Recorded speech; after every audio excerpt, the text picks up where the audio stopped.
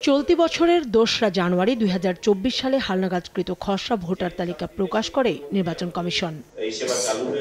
এতে নতুন করে যুক্ত হয় আরও ১৮,৩৩,০০০ ভোটার। এই সংখ্যা বেড়ে দাঁড়ায় ১২,৩৭ লাখে। আপত্তি শুনানি শেষে আসছে ২রা মার্চ চূড়ান্ত ভোটার তালিকা প্রকাশ করতে যাচ্ছে নির্বাচন কমিশন। তবে প্রত্যাশিত সংখ্যায় নতুন ভোটার অন্তর্ভুক্ত না হওয়ায় এবং মৃত ভোটার বাদ না যাওয়ায় এই তালিকা অসঙ্গতিপূর্ণ জানিয়ে ২০ জানুয়ারি থেকে বাড়ি বাড়ি গিয়ে ভোটার হালনাগাদের কাজ শুরু করে সাংবিধানিক এ প্রতিষ্ঠানটি।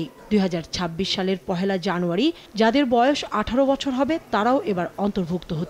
বাসায় এসে সবকিছু হেল্প করেছেন, এখন আমরা এসেছি শুধু বাকি ফর্মেটসগুলো কমপ্লিট করার জন্য। ওর ১৮ বছর হবে এপ্রিল মাসে। টাইম পাই নাই এসবের কারণে, সিন্স এখন একটা অপরচুনিটি, গুড অপরচুনিটি। নির্বাচন কমিশন বলছে হালনাগাদ সঠিকভাবে হলে প্রায় ৬২ লাখ নতুন ভোটার যুক্ত হবে ভোটার তালিকায়। ২৪ ফেব্রুয়ারি পর্যন্ত নতুন ভোটার এবং বাদ পড়া ভোটার মিলিয়ে রেজিস্ট্রেশন করেছেন ৫৪,৯২,০০০ নাগরিক। এদিকে মৃত ভোটার তালিকা থেকে বাদ পড়েছে প্রায় ১৭ লাখ। ভোটার তালিকা আইন অনুযায়ী প্রতি বছর হালনাগাদ শেষে ২রা মার্চ প্রকাশ করা হবে চূড়ান্ত ভোটার তালিকা।